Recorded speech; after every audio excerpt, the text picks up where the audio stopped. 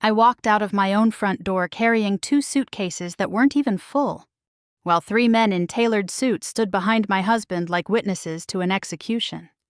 The morning air in Savannah felt thick and wet against my skin, the kind of heat that clings to you before the sun has fully risen. Movers shuffled in and out behind me, hauling boxes past my shoulders like I didn't exist. One of them bumped into my elbow and muttered a quick apology without looking at my face. 34 years. 34 years of marriage. Of raising children inside those walls. Of sitting at that long oak table every Thanksgiving. Of staying up late helping Daniel review contracts he never truly understood. And now I was leaving with 2 suitcases that barely held the fragments of a life I thought belonged to me. My debit card stopped working before I even reached the driveway. That was the moment I realized this wasn't just divorce. This was erasure. My phone buzzed in my hand. Unknown number.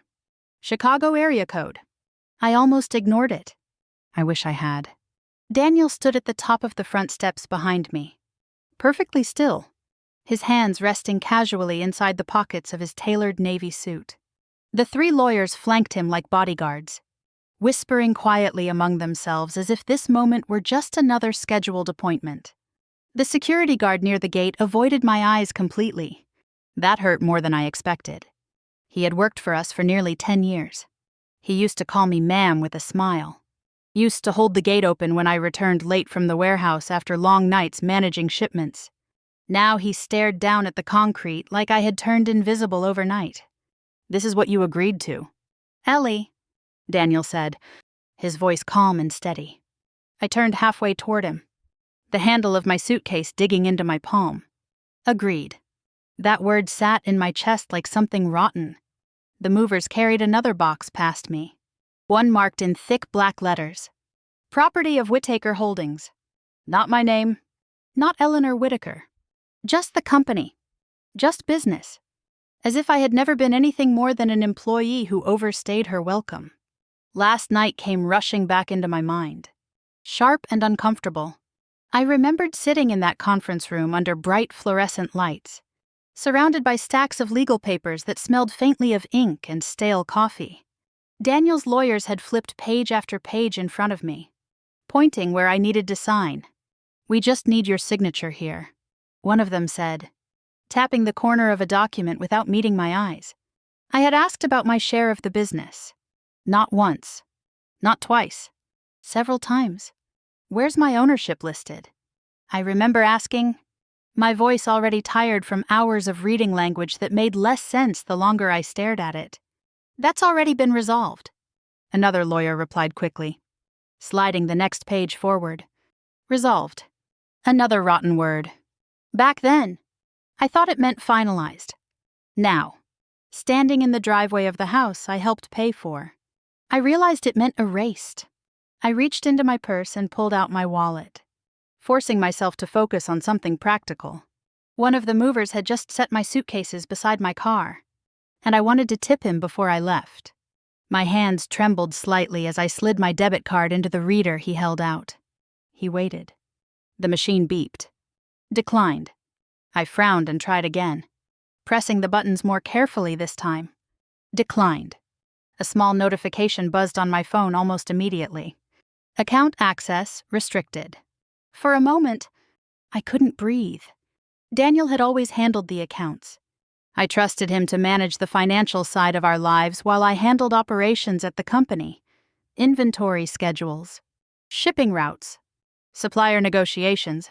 He stood in front of cameras and shook hands. But I stayed behind the scenes making sure everything actually worked. And now the accounts were locked. Gone. "Ma'am," the mover said quietly, his voice careful. "It says insufficient funds." The words echoed in my ears like a slap. I nodded stiffly and forced a tight smile. "That's fine. Thank you." Daniel walked down the steps toward me, holding a thin envelope between his fingers like it weighed nothing. "This will help you get settled," he said, handing it over. I hesitated before taking it. Inside was a lease agreement, already signed. My name printed neatly at the top, beneath an address I didn't recognize. A small apartment on the west side of town. Not even close to the neighborhood we lived in now.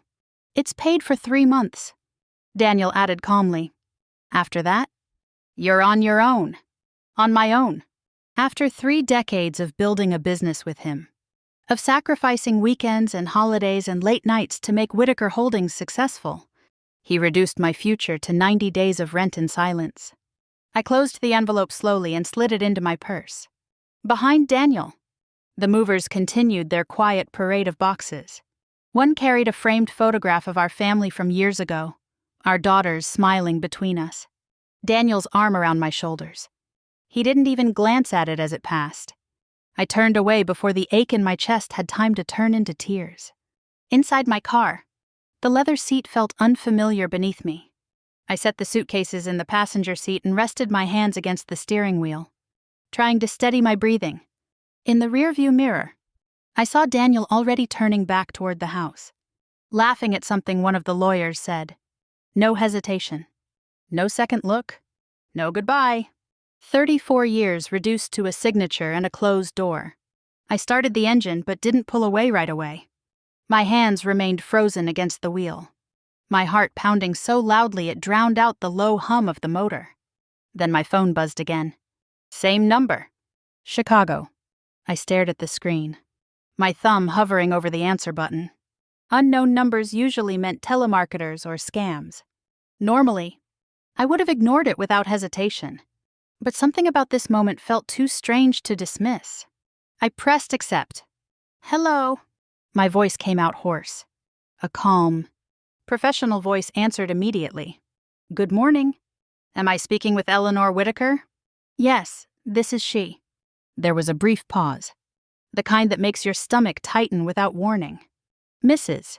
Whitaker, the man continued, his tone precise and formal. This matter involves the estate of Thomas Whitaker. The sound of that name hit me like cold water. Thomas, my father-in-law, a man I hadn't spoken to in years. My grip tightened around the steering wheel. Yes, I said slowly. I knew Thomas. Another pause. Longer this time. Then the words that stopped my world completely. Mrs. Whitaker, are you aware you were named in a private will? I tightened my grip on the steering wheel so hard my knuckles turned white.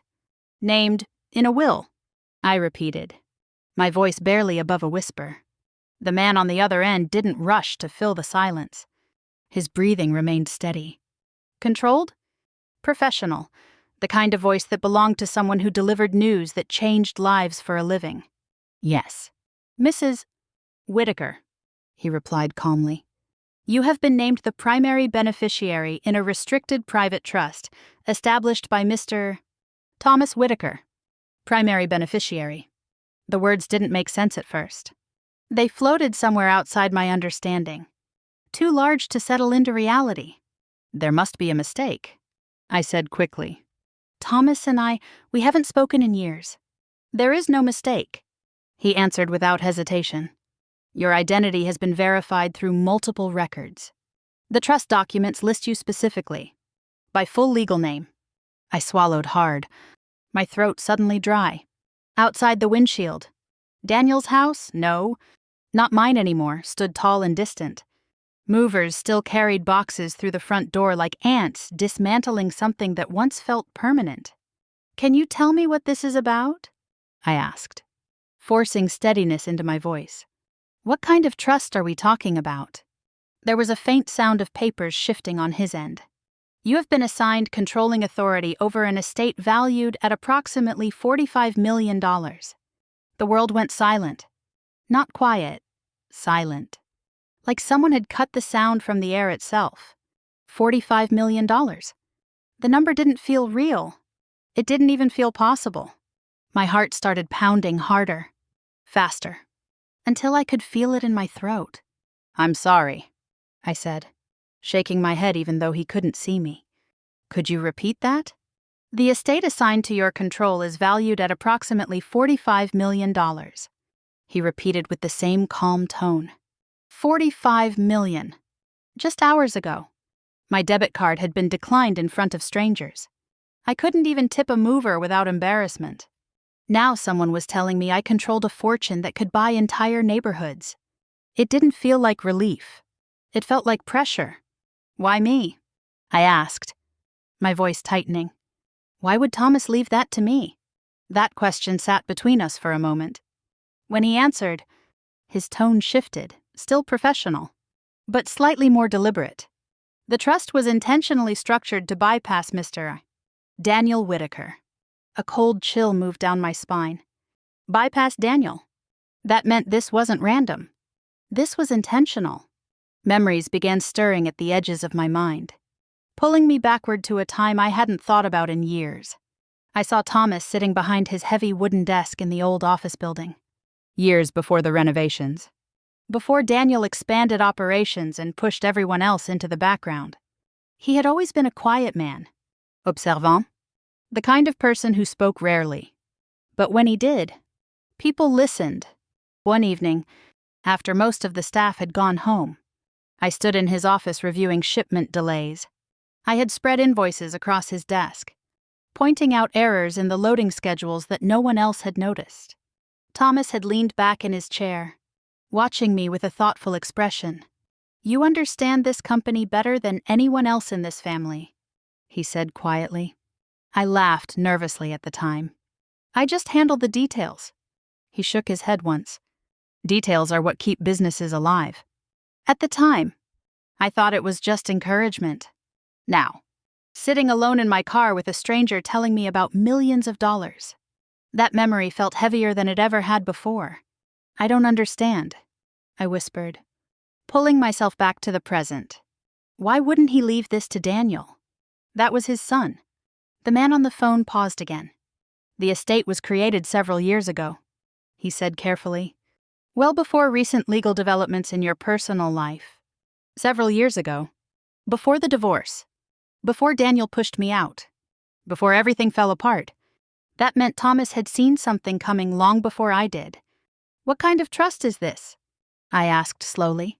"What exactly does it involve?" "This trust includes financial assets, property interests, and controlling rights connected to corporate structures," he explained. "However, there are also sealed documents associated with your designation." "Sealed documents?" "Yes. Materials prepared specifically for you. These documents are to be opened only by Eleanor Whitaker." A strange knot formed in my chest. Not excitement. Not relief. Fear. "What kind of documents?" I asked. "I cannot disclose the contents over the phone," he replied.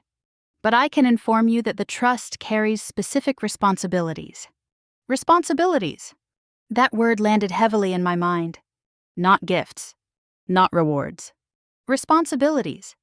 I leaned back against the seat, closing my eyes for a brief moment. My hands trembled slightly against the steering wheel. Just hours ago, I had lost everything I thought I owned. Now I was being handed something that felt far larger than money. Something dangerous. "What kind of responsibilities?" I asked quietly.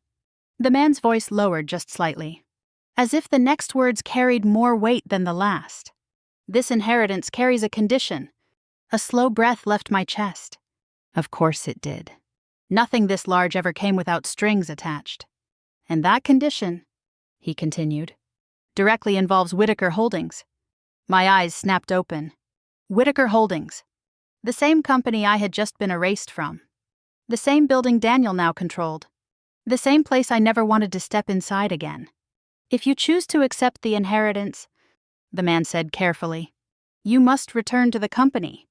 Return. The word echoed in my head like a warning bell. I stared through the windshield toward the house that was no longer mine, my pulse racing faster with each passing second. Return to the company. Return to Daniel. Return to the very place that had just stripped me of everything. I swallowed hard, my voice barely steady as I asked the only question that mattered now. What exactly would I be returning to do? "Return to Whitaker Holdings," I asked, my voice thinner than I wanted it to sound. "Yes," the man replied calmly. "Your inheritance is legally tied to corporate oversight responsibilities." The words settled into the car like fog, thick and impossible to ignore. My fingers tightened around the steering wheel until the leather creaked beneath my grip. Corporate oversight. Not ownership. not freedom. Responsibility. What exactly does that mean? I asked, forcing my voice to stay steady. What am I expected to do? There was a quiet shuffle of papers on his end. You are required to serve as a temporary financial overseer, he explained. Your responsibility will be to audit internal company finances over a defined period. Audit. The word alone made my chest tighten. Whitaker Holdings had been my life for decades. I knew the warehouse schedules, the shipping delays, the vendor negotiations. I knew every late-night panic when deliveries fell behind, every emergency call when trucks broke down in the middle of nowhere. But financial oversight at that level, that was different. That sounds like a full-time executive role, I said cautiously. It is, he answered simply. I stared at the dashboard, watching the seconds tick across the clock. And what happens? I asked slowly. If I refuse? Silence filled the line. Not hesitation. Deliberation. If you decline the role, he said finally, control of the estate transfers to Daniel Whitaker. The words hit harder than anything else he had said. Transfers to Daniel. My stomach twisted violently. So that was the trap. If I walked away, if fear made me refuse, the man who had stripped me of everything would inherit $45 million. I closed my eyes for a moment, pressing my head back against the seat. Images from years ago rose in my mind without warning. I saw myself standing in the company warehouse long after sunset, clipboard in hand, directing workers as shipments were loaded onto trucks. The smell of cardboard and diesel filled the air. My shoes stuck slightly to the concrete floor where oil stains never fully disappeared. Thomas had been there that night, leaning against a metal railing above the loading floor, watching quietly. Most executives never bothered visiting the warehouse, but Thomas always did. You see what others ignore, he had told me once, his voice calm but firm. I remembered laughing awkwardly, brushing off the comment. I just make sure things run on time, I had replied. He shook his head slowly. No, he said. You make sure they run right. At the time, I didn't understand why that moment stuck with me. Now I did. Because Thomas hadn't been complimenting me. He had been choosing me. I opened my eyes again, staring through the windshield at the distant outline of the house that used to be mine. So this isn't optional, I said quietly. No. Mrs. Whitaker. The man replied. The responsibility is mandatory if you wish to retain control of the estate. Retain control, not accept. Retain, like it had already been placed in my hands and could be taken away just as quickly. There's more, he continued. Of course there have been anonymous complaints filed regarding Whitaker Holdings, he said. Financial concerns requiring formal review. A chill spread through my chest. Complaints, I repeated. Yes, he said.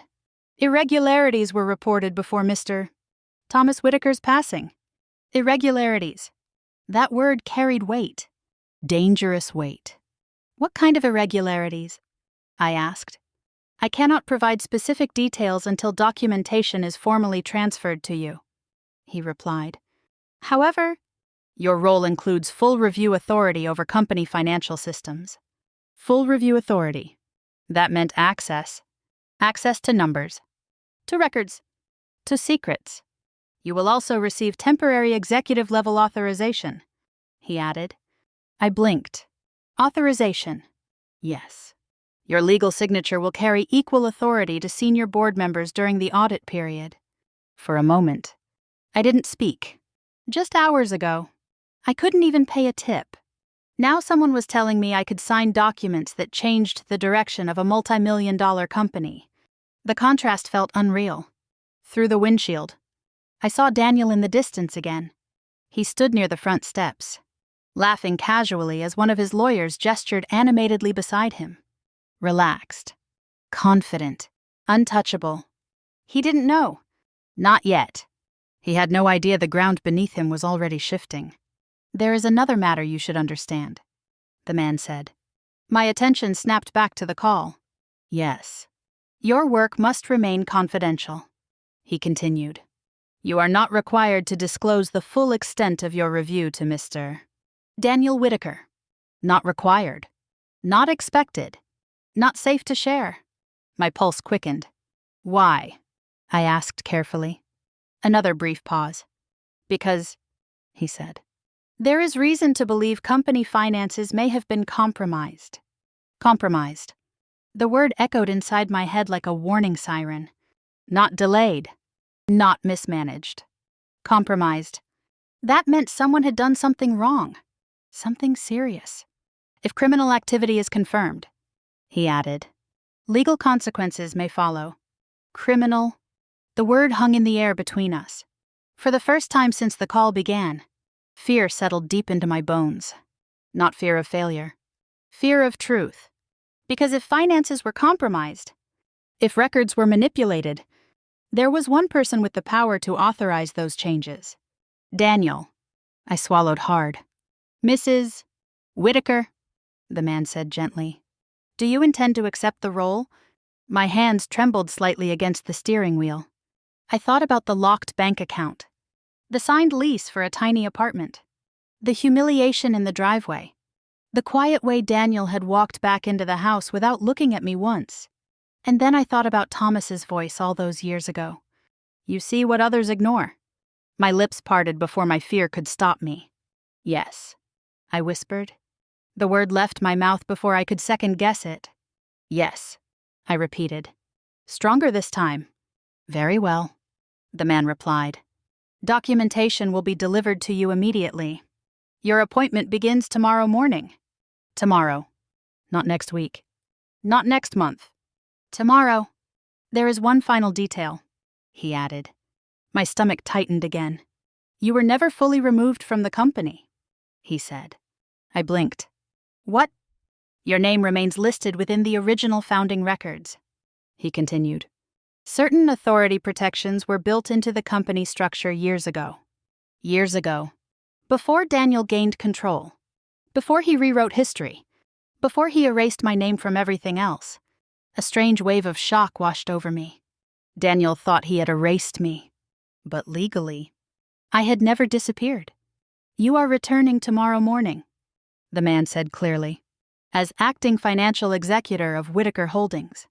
The words echoed inside my mind long after the call ended. Tomorrow morning. I wasn't going back as an employee. I wasn't going back as Daniel's wife.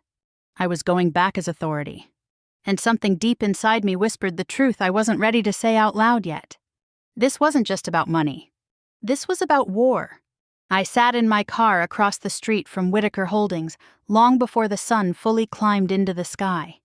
The building stood exactly as it always had, 3 stories of glass and steel reflecting the pale morning light. I had walked through those doors thousands of times over the years. Sometimes before dawn, sometimes long after midnight. Back then, I never hesitated. Today, my hands rested motionless on the steering wheel, my coffee growing cold in the cup holder beside me. I kept staring at the security gate, remembering the way Daniel had looked at me the day before, calm, smug, certain he had erased me completely. I reached for my purse and pulled out my old employee badge. I almost laughed when I saw it. I should have thrown it away years ago. But something inside me had always refused to let go of that small plastic rectangle. Slowly, I lowered the window and held the badge toward the scanner. For a brief second, nothing happened. Then the gate clicked and slid open. I froze. The sound felt louder than it should have been, echoing through the quiet morning air. My badge still worked. My heart began pounding harder. Daniel thought he had erased me, but the system still recognized my name. I pulled forward carefully, rolling into the employee parking lot as if stepping into territory that had once belonged to me and now felt foreign. Inside the building, the familiar scent of polished floors and coffee drifted through the lobby. The receptionist sat behind the desk, flipping through paperwork with practiced efficiency, until she saw me. Her pen slipped from her fingers and rolled across the desk. Silence spread across the lobby like spilled water. 2 employees near the elevator stopped mid-conversation. One of them glanced at the other, their expressions tightening in confusion. No one smiled. No one spoke. I walked toward the desk slowly, my footsteps sounding louder than usual against the marble floor. "Mrs. Whitaker," the receptionist said softly, her voice tight with uncertainty. "We weren't expecting you." That sentence landed harder than it should have. Not expecting you. Like I no longer belonged here. "I imagine not," I replied calmly, keeping my voice steady even though my chest felt tight. "Behind me," whispers began. Low. Careful. Uncomfortable. I didn't turn around. I didn't need to. I could feel the tension pressing against my back like heat. The elevator doors opened with a quiet chime. As I stepped inside, the air felt heavier. When the doors slid open on the executive floor, I saw him. Daniel stepped out of his office at the exact moment I entered the hallway. He stopped walking immediately. His expression shifted so quickly it almost made me dizzy. First confusion, then irritation, then something sharper. Anger. "You shouldn't be here," he said coldly. His voice carried the same confidence it always had. But I noticed something else beneath it, uncertainty. For the first time in years, Daniel didn't look entirely sure of himself. I reached into my purse and pulled out the envelope the attorney had arranged to be delivered earlier that morning. Without saying a word, I held it out toward him. Daniel stared at it for a moment before taking it. He opened the envelope slowly, his movements controlled but tight. His eyes scanned the first page, then the second. His jaw tightened. "You've been assigned temporary oversight," he asked, his voice low but sharp. "Yes," I replied calmly. He read the document again, slower this time. For a long moment, neither of us spoke. Then he exhaled sharply through his nose. "This won't last," he muttered. But I saw it. That flicker of uncertainty. That tiny crack in his confidence. I walked past him without another word and continued down the hallway toward the office that used to belong to me. The open office floor buzzed quietly behind me. But conversations faded as I passed. Whispers followed. "I thought she was gone." "That's what they said." "She's not supposed to be here." Each word landed like a pin against my skin. Daniel had been preparing them, planting doubt, rewriting history before I even returned. When I reached my old office door, I hesitated. For a moment, my hand hovered over the handle. Then I pushed it open. The room looked familiar, but wrong. Furniture had been rearranged. The framed photos that once lined the shelves were gone. Even the desk had been moved slightly, as if someone tried to erase the memory of how the room used to feel. I stepped inside slowly. The silence inside the office pressed against me. I moved toward the desk and pulled open the top drawer. Inside, tucked beneath old folders, sat a faded yellow sticky note. 2 words written in Thomas's handwriting. "Call Thomas." My breath caught in my throat.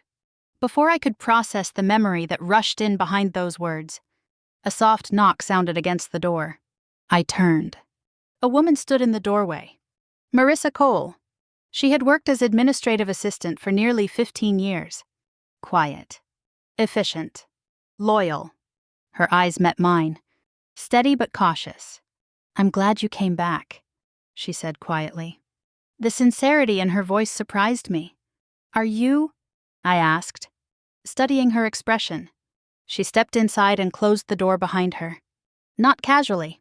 Carefully. Then she leaned slightly closer, lowering her voice. "You need to be careful," she whispered. A cold sensation moved down my spine. "Why?" I asked. Her eyes flicked briefly toward the hallway before returning to mine. "Things have changed since you left," she said. That wasn't reassuring. That was warning. I left her office minutes later and walked down the hallway toward the finance department. Victor, the senior accountant, sat behind his desk flipping through reports when I approached. He looked up and immediately looked away. His hands trembled slightly as he reached for a stack of files. "You'll find everything standard," he muttered quickly, sliding the papers across the desk without meeting my eyes. Standard. That word sounded rehearsed. Too rehearsed. I carried the files back to an empty workstation and began reviewing them carefully. At first glance, everything looked routine. Clean numbers. Balanced accounts.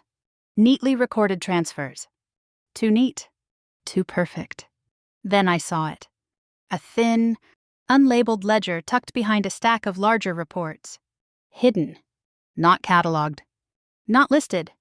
My fingers hesitated before pulling it free. Something about it felt wrong. Dangerous. I opened it slowly. Numbers filled the pages. Handwritten entries. Neat but compact. Dates. Account numbers. Transfer amounts.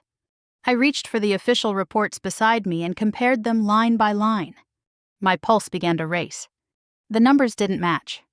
Transfers listed in the ledger never appeared in the official reports. Large transfers. Repeated patterns. Deliberate omissions. This wasn't bookkeeping error. This was theft. The office door behind me opened suddenly. I turned sharply. Daniel stood in the doorway. His gaze fixed directly on the ledger in my hands. "You always did have a habit of digging where you shouldn't," he said quietly. His voice carried no anger, only warning. I swallowed hard, forcing myself not to step back.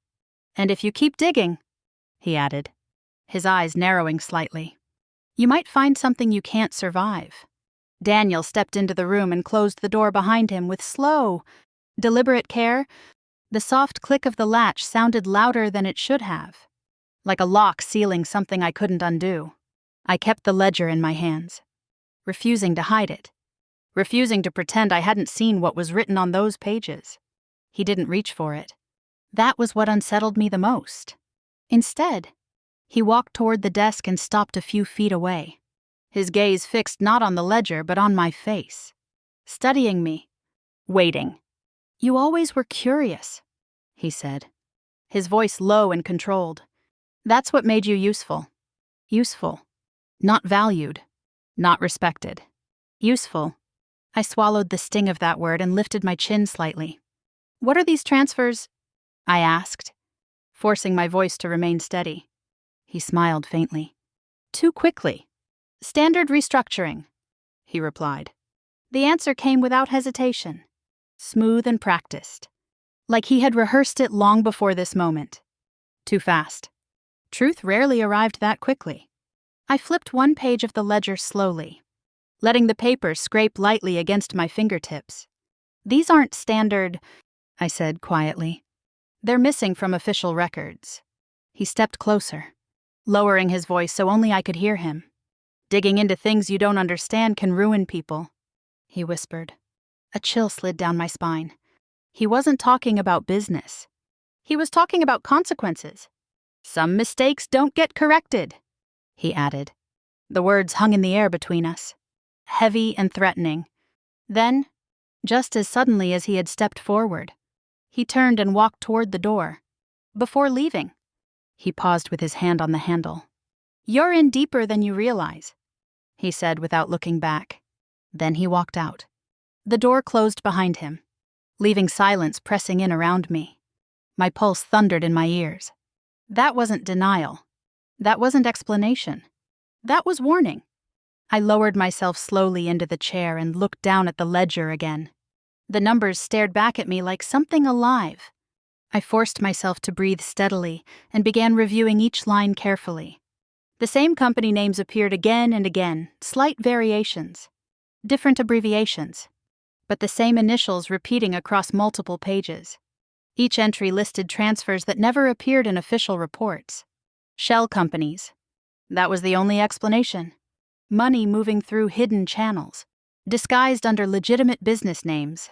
My fingers moved across the pages faster now, comparing figures with the official digital records open on the computer screen.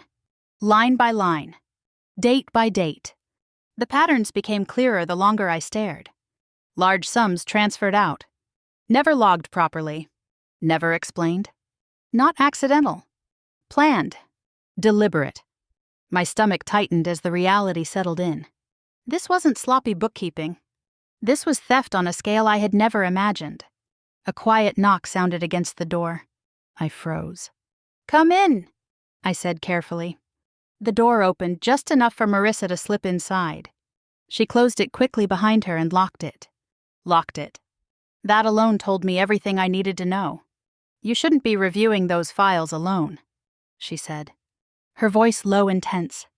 I studied her face. You know what's in here? I said. It wasn't a question. She glanced toward the hallway before stepping closer. There's more than you think, she whispered. My pulse quickened. What do you mean? She leaned closer, lowering her voice even further. There's someone else involved. My chest tightened. Who? She hesitated only a second. Leonard Pierce. The name meant nothing to me at first. Board consultant, she added quietly. External advisor. Brought in after you left. A new player? Another piece in the puzzle. Why didn't anyone tell me? I asked. Because you weren't supposed to come back, she said simply. That answer hit harder than anything else. She reached into her folder and pulled out a printed document. I found this buried in archived emails, she said, sliding it across the desk. My hands moved automatically, lifting the paper. The subject line read, Transfer approval, urgent. Sender, Leonard Pierce. Receiver, Daniel Whitaker. My breath caught in my throat. The message itself was brief. Professional. Dangerous. Approved. Move funds before quarterly review. No explanation. No justification. Just instruction. They weren't hiding mistakes. They were coordinating them. I stared at the screen, feeling something shift deep inside my chest. Fear. Yes. But something else too. Clarity.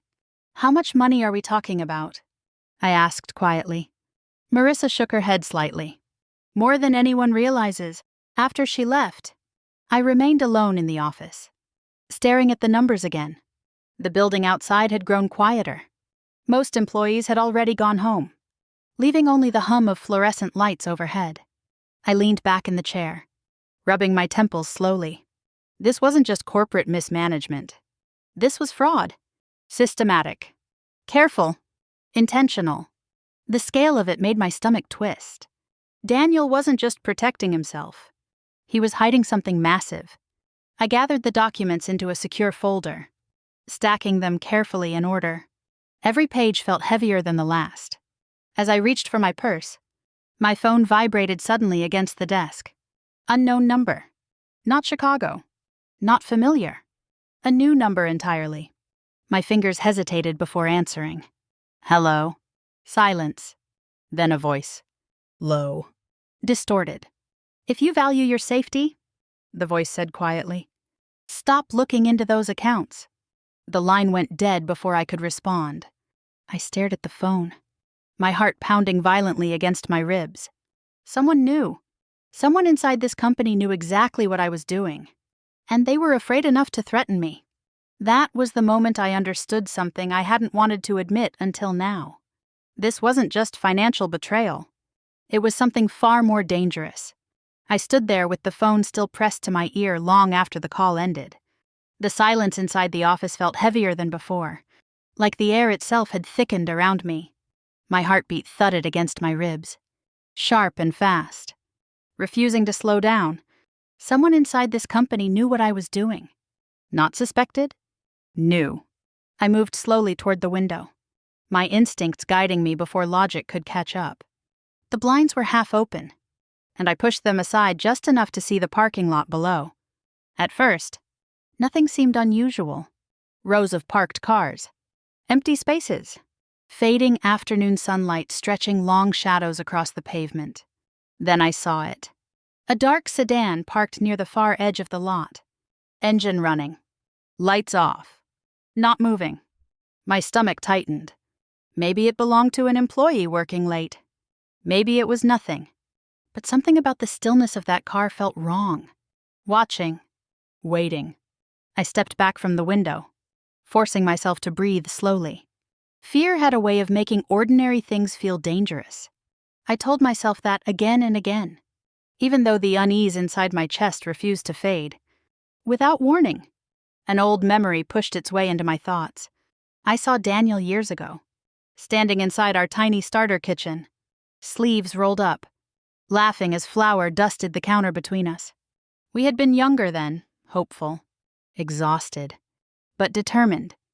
"We're building this together," he had told me once, pulling me into a quick hug while paperwork piled across the table. Back then, I believed every word. Back then, we were partners, not enemies. The memory vanished as quickly as it came, leaving behind only bitterness. The man who laughed in that kitchen no longer existed. The man who threatened me in the office earlier, the one who warned me about digging too deep, that was the man Daniel had become. The next morning, the tension inside the building felt heavier than before. When I stepped into the hallway, conversations stopped again. But this time, the silence felt sharper, colder.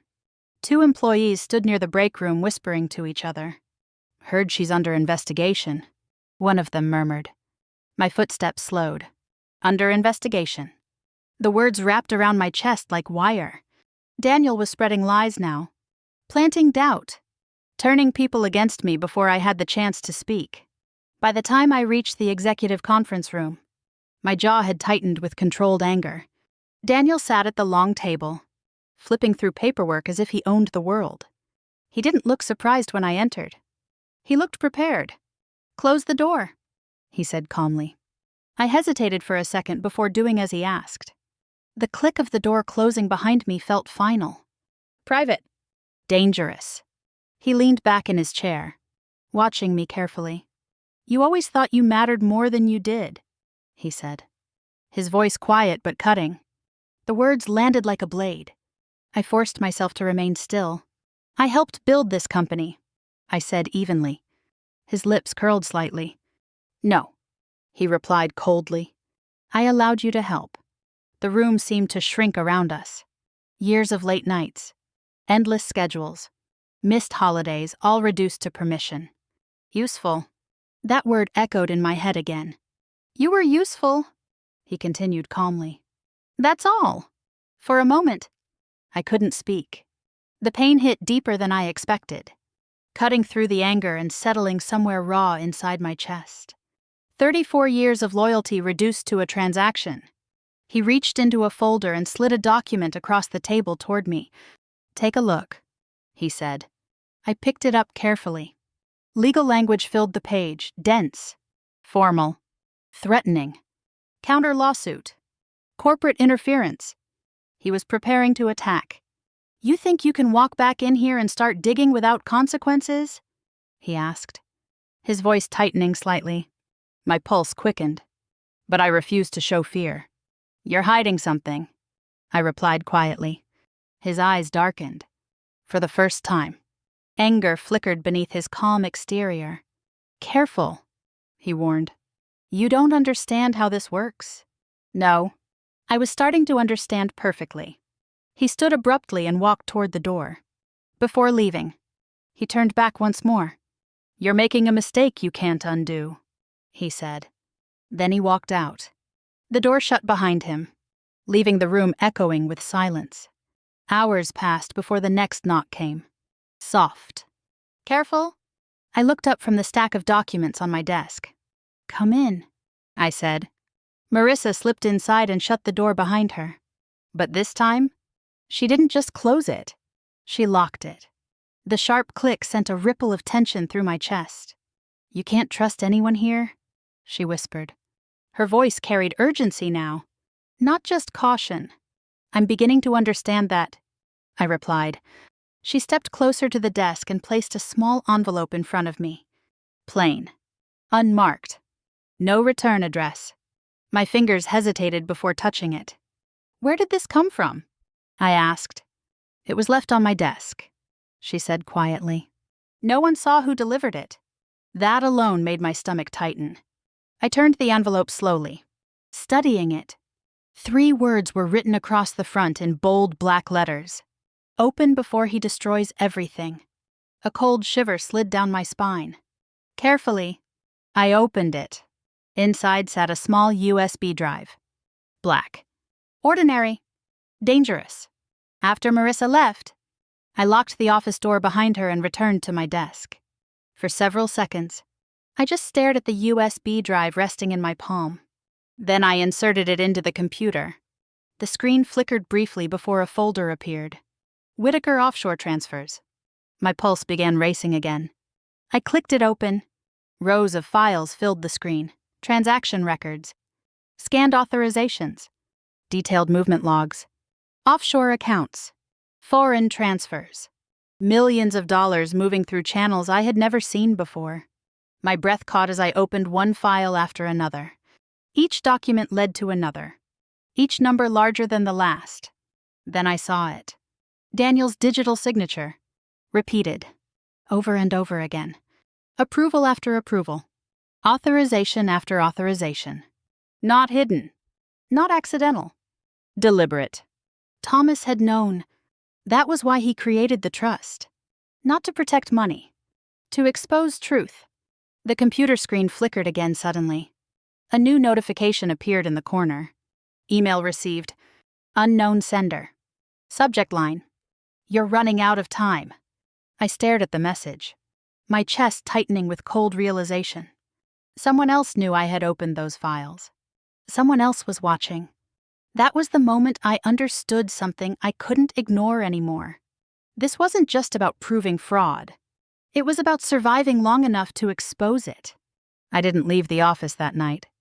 The glow from the computer screen lit the room in a pale blue haze, and the silence around me felt thick enough to touch.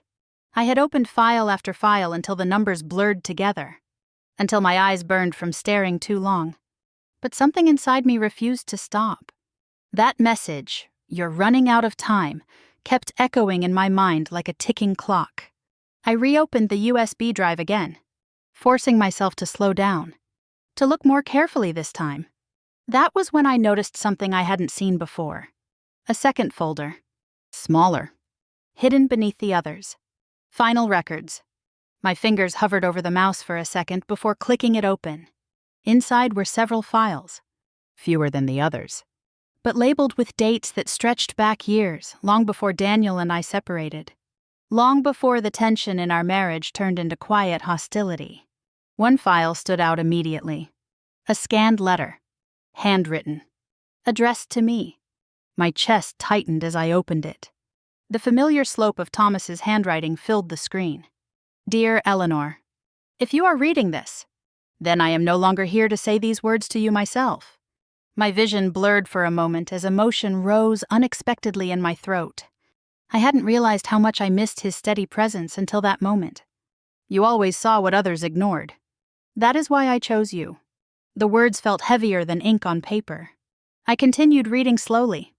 There are things inside this company that were hidden from you. I suspected wrongdoing long before my health began to fail. I trusted no one else to uncover the truth, not even my own son. Not even my own son. My breath caught. Thomas had known long before I ever suspected anything. You may feel fear when you discover what has been done, but I believe you will not look away. A tear slipped down my cheek before I could stop it. This inheritance was never meant to reward you. It was meant to protect the truth. I leaned back in my chair, staring at the screen long after the letter ended. This wasn't about money. It never had been. It was about accountability. Justice. I opened the next file. Then the next. Names filled the screen. Executives. Consultants. Department heads. Not just Daniel. Multiple people had signed approvals. Multiple people had benefited. This wasn't a single man's betrayal. It was a network. A carefully constructed system of corruption hiding behind polished reports and confident smiles. My hands trembled slightly as I copied the files into a separate folder, saving duplicates onto an external drive I kept in my purse. Backup copies. Insurance. Protection. A soft knock broke the silence. I flinched. Who is it? I called. It's me. Marissa answered quietly. I unlocked the door and let her in. She stepped inside quickly, closing the door behind her. You look like you haven't slept, she said, her eyes scanning the room. I haven't, I admitted. I turned the monitor toward her, displaying Thomas's letter. Her expression shifted immediately. You found it, she whispered. You knew about this? I asked. She hesitated, then nodded slowly. Yes. The answer hit harder than I expected. How long? I asked. Years, she said quietly. My breath caught. Thomas came to me before he passed, she continued. He asked me to document anything unusual. My pulse quickened. You were working for him. She nodded again. He believed something was wrong, but he didn't trust anyone close to Daniel. He said you were the only one who could finish what he started. The weight of those words settled deep into my chest. He believed in me, even when I didn't believe in myself. We have enough evidence to expose this, I said quietly. Marissa nodded once. But you'll need to move fast. I reached for my phone and opened the company scheduling system. An idea formed quickly. Clear and sharp. An emergency board meeting. Not next week. Not later. Now. My fingers moved across the screen. Drafting the notice. Emergency financial review. Mandatory attendance. All board members required, including Leonard Pierce. I hit send before hesitation could creep in. The message disappeared into the system. There was no turning back now. Later that afternoon, I stepped into the hallway outside my office. Daniel appeared at the far end almost immediately, walking toward me with sharp, determined steps. He held a printed sheet of paper in his hand. The meeting notice. His expression was different now. Not calm, not confident. Tight. Controlled. What are you planning? He demanded, stopping just inches away from me. For the first time in years, I saw something new in his eyes. Fear. Small, but undeniable. I'm doing what Thomas asked me to do, I said evenly. His jaw tightened. You have no idea what you're getting into, he snapped. I held his gaze. Oh, I think I do, I replied calmly. He grabbed my arm suddenly, his fingers tightening just enough to hurt. You're destroying everything we built, he said, lowering his voice. Not anger. Desperation. I pulled my arm free. No, I said quietly. You destroyed it. For a moment, neither of us spoke. Then he stepped back, his breathing heavier than before. That was when I knew. He was scared. Not of me.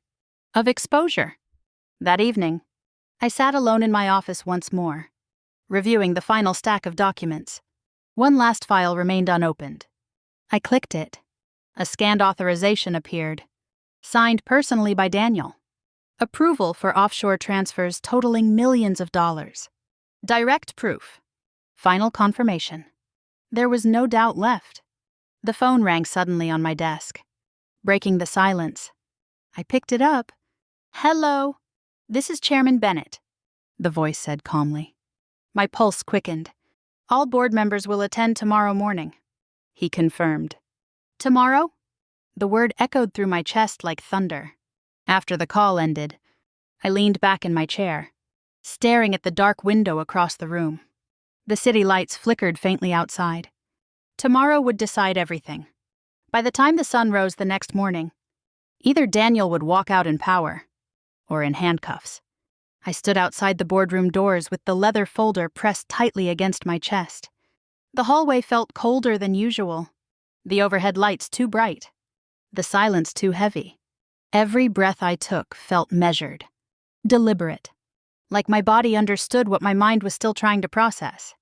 Through the glass panel beside the door, I could see Daniel already seated at the long polished table, laughing, relaxed, confident. He leaned back in his chair like a man who believed he owned the future. Leonard Pierce sat beside him, whispering something that made Daniel smirk faintly. They still believed they controlled everything. They had no idea the ground beneath them had already cracked. I pushed the door open. The room fell quiet almost immediately. Board members shifted in their seats as I entered. Some nodded stiffly. Others avoided eye contact entirely. Chairman Bennett sat at the head of the table, reviewing documents with the same steady focus he always carried. Daniel didn't look at me at first, not until I took my seat across from him. Then his eyes lifted, and for the first time, his confidence flickered. Only for a second, but I saw it, one by one. The rest of the board members filed in. Chairs scraped softly against the polished floor. Papers shuffled. Coffee cups clinked quietly against saucers. Tension filled the room like electricity. Daniel stood before the chairman could begin. "I'd like to address something before this meeting starts," he said smoothly. His voice carried confidence, practiced and controlled. "There have been unauthorized actions taken inside this company," he continued, glancing directly at me. "Interference with internal operations without proper clearance." Murmurs spread across the table. Curious glances turned toward me. He was doing exactly what I expected, trying to control the story before I had the chance to speak. I remained seated, calm, still, waiting. Chairman Bennett turned slightly toward me. "Mrs. Whitaker, would you like to respond?" That was the moment. The point of no return. I stood slowly, feeling every pair of eyes shift toward me. My hands remained steady as I placed the leather folder on the table. "I'm not here to interfere," I said clearly. Silence deepened across the room. "I'm here to reveal." The words settled like stones in water. I opened the folder and began distributing copies of financial documents across the table. One by one. Each board member received a set. Daniel didn't touch his copy. He stared at me instead, waiting, watching. Board members flipped through the pages. Expressions changed quickly. Confusion. Concern. Shock. "What exactly is this?" one of them asked, his voice tight. "Unauthorized financial transfers," I replied calmly. "Removed from official reporting systems." Chairman Bennett adjusted his glasses and leaned forward, studying the documents more closely. Daniel finally grabbed his copy. His eyes moved across the page. His jaw tightened. I reached into the folder again and pulled out another document. Thomas's letter. "This was written by Thomas Whitaker before his passing," I said. Chairman Bennett accepted the letter and began reading it aloud. The room fell completely silent. Every word carried weight. Every sentence sharpened the truth. When he finished, no one spoke for several long seconds. Daniel shifted in his seat. "This proves nothing," he snapped suddenly. "Old suspicions don't equal facts." I nodded slowly. "You're right," I said. Then I slid one final document across the table, directly in front of him. His signed authorization. Clear. Undeniable. Millions of dollars transferred through offshore accounts. His name printed at the bottom. His signature unmistakable. The air seemed to leave the room. Chairman Bennett studied the document carefully. Another board member leaned forward. Then another. Daniel's breathing grew heavier. "That document was taken out of context," he said quickly. No one responded. Not immediately. Chairman Bennett placed the paper down with deliberate care. "Mr. Whitaker," he said slowly, "you are hereby relieved of executive authority pending full investigation." The words landed like thunder. Daniel froze. For the first time in my life, he looked truly powerless. 2 security officers entered the room quietly. Daniel stood abruptly, his chair scraping loudly against the floor. "This is absurd," he snapped. "You're making a mistake." No one moved to defend him. No one spoke in his favor. The silence told the truth louder than any argument could. As the officers stepped closer, Daniel turned toward me. Our eyes met. For a moment, I saw everything clearly. Not anger. Not pride. Fear. Raw and undeniable. They escorted him toward the door. Just before leaving, he glanced back once. Not confident. Not defiant. Defeated. And for the first time in years, I felt something loosen inside my chest. Not triumph. Not revenge. Release. The boardroom slowly emptied after that. Voices remained low. Careful. Measured. Chairman Bennett approached me as the last member stepped out. "You did the right thing," he said quietly. I nodded, unable to trust my voice. "There will be investigations," he continued. "Audits. Legal reviews." I understood. This wasn't the end. But it was the beginning of something honest. "We would like you to remain in an interim leadership role," he added. The words surprised me, not because I doubted my ability, But because I had spent so many years standing behind others that stepping forward still felt unfamiliar. "I'll do what needs to be done," I replied quietly. Later that evening, I found myself standing outside the house I once called home. The front walkway looked exactly the same. Same stone steps. Same polished door. But it felt different now. Empty. Detached. No longer mine. I stood there for several long minutes, letting the silence settle around me. This house had once defined my identity. My marriage. My purpose. Now it was just property. Nothing more. Nothing sacred. I turned away without stepping inside. Some things didn't need revisiting. That night, inside the small apartment Daniel had arranged for me, I spread paperwork across the kitchen table. Not legal documents this time. Plans. Foundation proposals. Financial outlines. Programs designed to help women who had been abandoned after divorce. Women like me. Women who had been told they were nothing. Women who deserved better. For the first time in weeks, my breathing felt steady. My thoughts clear. My future, mine. Losing everything had felt like the end. But it wasn't. It was the beginning.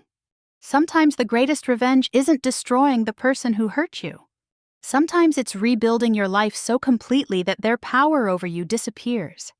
And if you've ever been made to feel invisible, if someone ever told you that your years of loyalty didn't matter, if you've ever walked away from something you built with empty hands and a broken heart, I want you to know this. You are stronger than they think. You are stronger than you think. If this story reminded you of your own strength, share your story below. I read every comment. And your voice matters more than you realize. And if you believe in second chances, in standing back up after life knocks you down, stay with me here. Because sometimes the fall is only the beginning of the comeback.